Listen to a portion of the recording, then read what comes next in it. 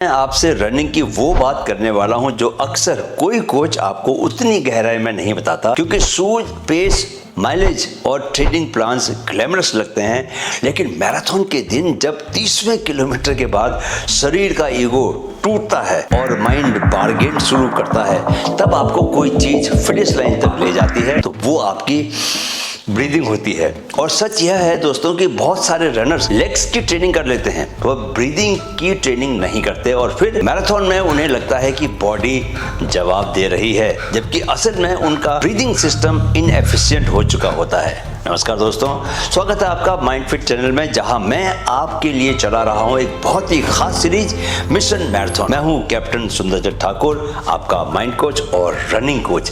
पिछले 15 सालों से मैं फुल मैराथन्स और अल्ट्रा रन्स का हिस्सा रहा हूं। आज जो मैं आपको बताने जा रहा हूं वो आपको कहीं किताबों में नहीं मिलेगा। ये एक रनर का लिव्ड एक्सपीरियंस है, खासकर वो एक्सपीरियंस जिसमें मैंने ये समझा कि मैराथन में इनहेल से ज्यादा महत्वपूर्ण कभी कभी एक्सहेल हो जाता है।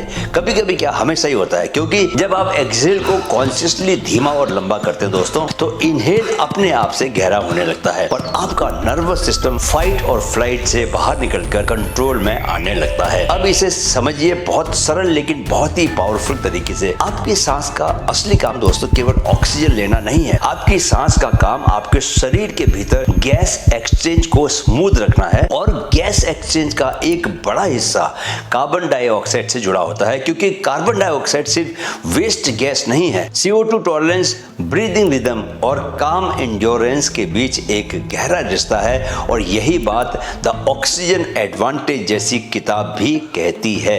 इसे आप जरूर पढ़ लें दोस्तों। वह रनर्स को अलग तरीके से सोचने पर मजबूर करती है। वह बताती है कि ब्रीदिंग को बस ज्यादा नहीं करना, ब्रीदिंग को बेहतर करना है। अब आते हैं नोज ब्रीदिंग पर, और मैं चाहता हूं दोस्तों कि आप इसे मिथ की तरह नहीं, फिजियोलॉजी की तरह सुने। नाक से सांस लेना सिर्फ शिष्टाचार नहीं है, ये एक बायोलॉजिकल सिस्टम है जो हवा को फिल्टर करता है, वार्म करता है, ह्यूमिडिफाई करता है। दोस्तों आपके लिए यह जानना भी जरूरी है कि नाक और पैरानेसल साइनसेस में नाइट्रिक ऑक्साइड का प्रोडक्शन भी होता है, और इससे एयर फ्लो डायनेमिक्स भी जुड़ती है, जिसको रेस्पिरेटरी फिजियोलॉजी में वर्षों से स्टडी किया गया है। नाइट्रिक ऑक्साइड दोस्तों एक सिग्नलिंग मॉलिक्यूल है जो एयरवे और ब्लड वेसल लेवल पर कई इफेक्ट्स के लिए जाना जाता है। और नेजल ब्रीदिंग के कंटेक्स्ट में यह आइडिया इंपॉर्टेंट हो जाता है कि नोज ब्रीदिंग सिर्फ एयर का रास्ता नहीं बदलती है, यह होल रेस्पिरेटरी एक्सपीरियंस को ही बदल देती है। लेकिन अब सबसे प्रैक्टिकल सवाल यह है, तो क्या मैराथन में हमेशा नोज ब्रीदिंग ही करनी चाहिए? और यहाँ मैं आपको बहुत ऑनेस्ट, ईमानदारी से और रनर फ्रेंडली आंसर दूंगा कि नहीं।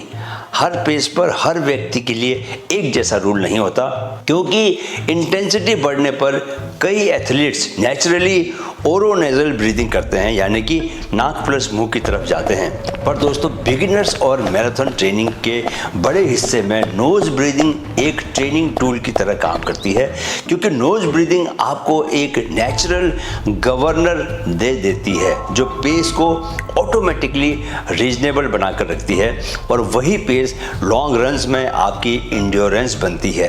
दोस्तों एक बात मैं साफ कर देना चाहता हूं कि रिसर्च लिटरेचर में नेजल वर्सेस ओरल ब्रीदिंग पर परफॉर्मेंस इफेक्ट्स मिक्स्ड मिल सकते हैं, पर नेजल ब्रीदिंग को ट्रेनिंग टूल की तरह इस्तेमाल करने का लॉजिक बहुत ज़्यादा प्रैक्टिकल है। अब मैं आपको वायरल वाला सत्य बताता हूं कि मैराथन में रनर्स का सबसे बड़ा लॉस थकान नहीं होती, सबसे बड़ा लॉस होता है ब्रेथ पैनिक। जब ब्रीदिंग तेज और शैलो होती है, चेस्ट टाइट लगती है, माइंड इससे क्या करता है, खतरा मान लेता है, और फिर आप पेस नहीं, आप अपने डर को मैनेज कर रहे होते हैं। इसलिए दोस्तों मैं कहता हूं कि मैराथन की असली तैयारी माइलेज से पहले ब्रीदिंग लिटरेसी है, और इसी ब्रीदिंग लिटरेसी में आपका एक्सहेल वाला पॉइंट गेम चेंजर है, क्योंकि एंड्योरेंस स्पोर्ट्स में बहुत बार प्रॉब्लम यह नहीं होती कि आप इनहेल नहीं कर पा रहे। प्रॉब्लम दोस्तों यह होती है कि आप एक्सहेल पूरा नहीं कर रहे, और जब एक्सहेल इनकम्प्लीट होता है दोस्तों तो अगला इनहेल भी अपने आप से शैलो बन जाता है और फिर आप एक लूप में फंस जाते हैं। तेज सांस, कम कंट्रोल, ज़्यादा एंजाइटी और ज़्यादा एनर्जी वेस्ट। इसलिए दोस्तों प्रैक्टिकल टेक्निक यह है कि आप लॉन्ग रन्स में एक्सहेल को कॉन्शियस बनाइए, उसे थोड़ा सा लंबा कीजिए। लंबा इस तरह कि अगर आप 2-2 की ब्रीदिंग कर रहे हैं तो ब्रीदिंग स्पेस वही रखिए, लेकिन अपने एक्सहेल को थोड़ा सा स्लो कर दीजिए। बस इतने से ही आप डीप इनहेल करने लगेंगे अपने आप से। आपकी बॉडी खुद करेगी, आप भले ही करें या ना करें, क्योंकि स्लो एक्सहेल नर्वस सिस्टम को डाउन रेगुलेट करने में मदद करता है और ब्रेथ को स्मूथ बनाता है। और मैराथन में दोस्तों स्मूथनेस ही स्पीड है। जब आप एक्सहेल को लंबा और धीमा करते हैं तो वेगस नर्व एक्टिवेट होती है, हार्ट रेट धीरे हो जाता है, एंजाइटी कम होती है, ब्रेन को सिग्नल मिलता है सेफ मोड का। इसलिए कहा जाता है कि लंबा एक्सहेल यानी नर्वस सिस्टम डाउन रेगुलेशन। अब सवाल उठता है कि इसे ट्रेनिंग में कैसे उतारें ताकि वीडियो यूटिलिटी फ्रेंडली बने। तो मैं आपको दोस्तों 3 ड्रिल देता हूं जिन्हें बिगिनर भी अप्लाई कर सकते हैं और मैराथन रनर्स भी। पहली ड्रिल है easy runs is equal to nose only discipline. आप दोस्तों वीक में 2 या 3 इजी रन्स ऐसे करिए जहां आपका लक्ष्य जो है वो पेस नहीं हो, सिर्फ इतना हो कि आप नाक से सांस लेते हुए कंफर्टेबली चल सकें। और अगर पेस बढ़ते ही नोज ब्रीदिंग आपकी टूट रही है तो आप पेस को कम कर दें, क्योंकि यही वो जोन है जहां एरोबिक बेस बनता है, माइटोकॉन्ड्रिया मजबूत होते हैं और मैराथन का इंजन क्वाइटली बिल्ड होता है, मजबूत बनता है। दूसरी डील है दोस्तों एक्सहेल एंकर। हर लॉन्ग रन में 10 से 15 मिनट के ब्लॉक्स बनाइए जहां आप कॉन्शियसली एक्सहेल को स्लो करेंगे, जैसे आप हवा को बचाकर निकाल रहे हो, और आपको देखना है कि इससे आपका इनहेल कैसे नेचुरली डीप होता है, हार्ट रेट कैसे आपका सेटल होता है और माइंड कैसे क्वाइट हो जाता है, शांत हो जाता है। और कुछ वीक्स में आप लिटरली महसूस करेंगे कि आप वही डिस्टेंस कम स्ट्रेस में पूरा कर पा रहे हैं, क्योंकि आपने ब्रीदिंग को इकोनॉमी सिखा दी है। तीसरी डील है दोस्तों talk test plus nose test. अगर आप छोटे वाक्य बोल नहीं पा रहे दौड़ते हुए तो आप बहुत तेज हैं, और अगर आप इजी रन में नोज ब्रीदिंग मेंटेन नहीं कर पा रहे तो आपका एरोबिक बेस अभी बिल्ड हो रहा है, बना नहीं है अभी। यह जजमेंट नहीं है दोस्तों, यह गाइडेंस है, और यही गाइडेंस इंजरी भी रोकती है, ओवर ट्रेनिंग भी रोकती है और मैराथन डे पर आपको स्टेबल बना के रखती है। एक बात दोस्तों मैं अपने एक्सपीरियंस से आपको बताना चाहता हूँ कि जैसे मैंने अभी लंबी सांस खींची तो आवाज़ भी आई, राइट। तो आपको कोशिश ये करनी है कि जब आप रनिंग कर रहे हो तो नोज ब्रीदिंग तो कर रहे हो, लेकिन नोज ब्रीदिंग में भी आपको आवाज़ नहीं निकालनी। देखिए जैसे मैं आवाज़ निकाल के नोज ब्रीदिंग कर सकता हूँ, देखिए जैसे ये आवाज़ निकाली आपने। तो जब आप आवाज़ निकाल के करते हैं तो इसका मतलब है कि आप ज़्यादा एफर्ट लगा रहे हैं। जब आप बिना आवाज़ के करते हैं तो क्या होता है, तो आपकी जो ब्रेथ है वो और डीप होती है और गहरा जाती है।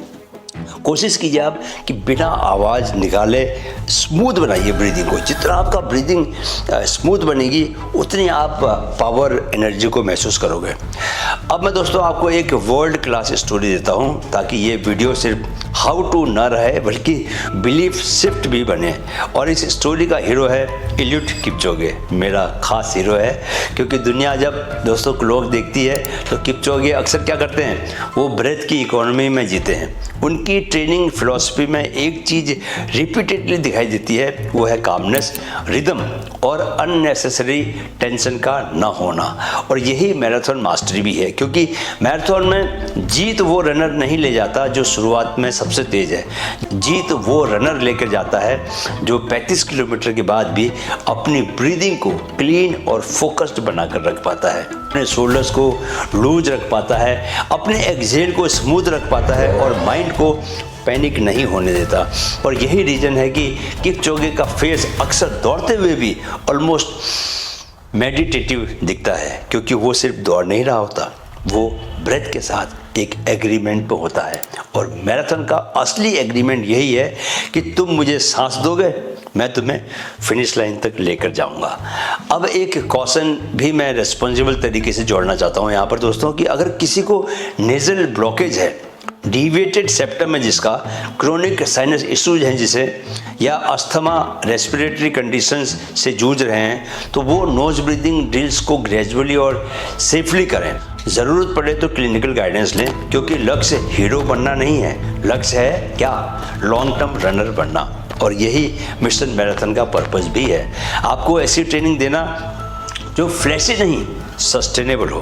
तो दोस्तों, अगर आप इस वीडियो से सिर्फ एक सेंटेंस घर ले जाना चाहें तो वो ये है, क्या आपकी रनिंग की स्पीड आपके लेग्स तय नहीं करते, आपकी ब्रीदिंग की इकोनॉमी तय करती है। और मैराथन में सबसे इंटेलिजेंट रनर वही होता है जो एक्सेल को लंबा कर सकता है, टेंशन को ढीला कर सकता है, और नोज ब्रीदिंग को ट्रेनिंग टूल की तरह इस्तेमाल करके अपने इंजन को मजबूत बना सकता है। और अब आपके लिए दोस्तों एक बहुत छोटा सा मिशन, आज या कल जब भी आप दौड़ें 10 मिनट बस इतना कीजिए कि आप पेस को भूल जाएं और ब्रेथ पर ध्यान दें, नोज से सॉफ्ट इनहेल लें और एक्सहेल को थोड़ा सा स्लो करें, और फिर कमेंट में लिखें कि आपकी बॉडी ने कैसा महसूस किया। क्योंकि यही कम्युनिटी, यही ट्राइब मिशन मैराथन को सिर्फ सीरीज नहीं बल्कि एक मूवमेंट बनाने वाली है। अगले एपिसोड में मैं आपको सिखाऊंगा कि मैराथन ट्रेनिंग में ब्रीदिंग के साथ फ्यूलिंग और पेस कंट्रोल कैसे जुड़ जाता है, ताकि रेस डे पर आपकी ब्रेथ भी स्टेबल है और एनर्जी भी। और तब आप समझेंगे कि मैराथन सिर्फ 42 किलोमीटर नहीं है, मैराथन शांत सांस की परीक्षा है। तो दोस्तों, मैराथन मिशन इज ऑन, मेरे साथ कहिए, मन में है तो मुमकिन है। नमस्कार।